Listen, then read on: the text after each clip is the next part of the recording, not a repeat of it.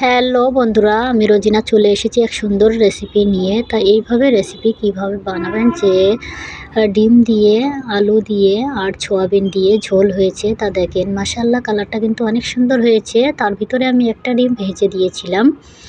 তা এই রেসিপিটা আমি কিভাবে বানিয়েছি সেটা আপনাদের সাথে শেয়ার করব। চলে আসেন তাহলে। আর এইখানে দেখেন আমি কড়াইটা বসিয়ে দিয়েছিলাম। কড়াইটায় যেহেতু আমি তেল দিয়ে দিয়েছি, এবার আমি ডিমগুলো ভেজে নেব। এখানে আমি 5টা ডিম ভালো করে ভেজে নেব। একটু লবণ আর একটু হলদি দিয়ে, বেশি লাল লাল করব না, হালকা একটু লাল লাল করে ভেজে নেব। দেখেন ডিমটা প্রায় ভাজা হয়ে গিয়েছে। ডিমটা সুন্দর ভাজা হয়ে গিয়েছে, সব দিকে কালার চলে এসেছে। তারপরে কড়াইটি তেল ছিল, সেই তেলেই আমি সোয়াবিনটা ভেজে নেব।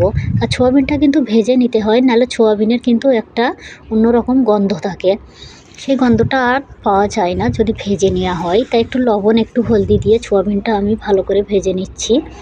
দেখেন একটু নাড়াচাড়া করে দিচ্ছি, যাতে লবণ হলদি সোয়াবিনের সাথে ভালো করে লেগে যায় সোয়াবিনের গায়ে।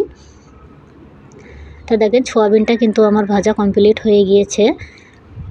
এবার কড়াইতে তেল আছে, তেল দিয়েছি যেহেতু আমি এবার একটু দিয়ে দিলাম গোটা জিরে, তারপরে একটা কুচি করে রাখা পেঁয়াজটা হালকা লাল লাল করে নিব।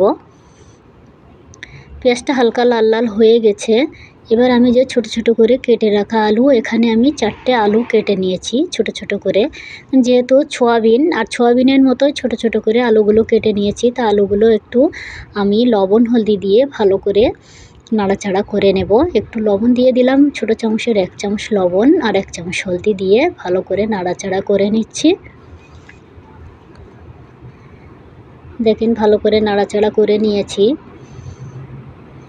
এবার এই দিকে আমি যে ডিমটা নিয়েছি, সেই ডিমটা আমি দেখেন ভেজে নিয়েছি। ডিমটা আমি ভেজে রেখেছি। তারপরে এইদিকে সোয়াবিনগুলোও আমি ভেজে নিয়েছি। সোয়াবিনগুলো দেখেন সুন্দর করে ভেজে নিয়েছি। আর এই সোয়াবিনগুলো কিন্তু ভাজা খেতেই ভালো লাগে। আমার ছেলে তো ভাজাই খেয়ে নেয়। আর এইদিকে আলুটা দেখেন ভালো করে নাড়াচাড়া করে নিয়েছি। এবার যে ভেজে রাখা সোয়াবিনটা দিয়ে দিলাম, দিয়ে ভালো করে আবারও নাড়াচাড়া করে নিচ্ছি। এবার আমি এইখানে যে বেটে রাখা মশলাটা আমি দিয়ে দিলাম। মশলাটায় আছে জিরে, পেঁয়াজ, রসুন, আদা, আর দিয়েছি শুকনো লঙ্কা, আর দিয়েছি এলাইচি দিয়েছি কটা। কারণ যেহেতু এটা চিকেনের মতো মশলা করতে হবে, ওই জন্য চিকেনের মতো মশলা দিয়েছি। আর এটা কিন্তু চিকেনের মতোই রান্না হবে। এটা আমি এবার কষিয়ে নিচ্ছি, ঠিক আছে? এটাই আমি আর পানি দেব না। যে পানিটা ছিল মশলায়, যা একটু অল্প পানি ছিল, সেই পানিটা দিয়েই আমি কষিয়ে নেব। কারণ আমি দুবার ঢাকা দিয়ে দিয়েছিলাম, আলুগুলো নরম হয়ে গিয়েছে।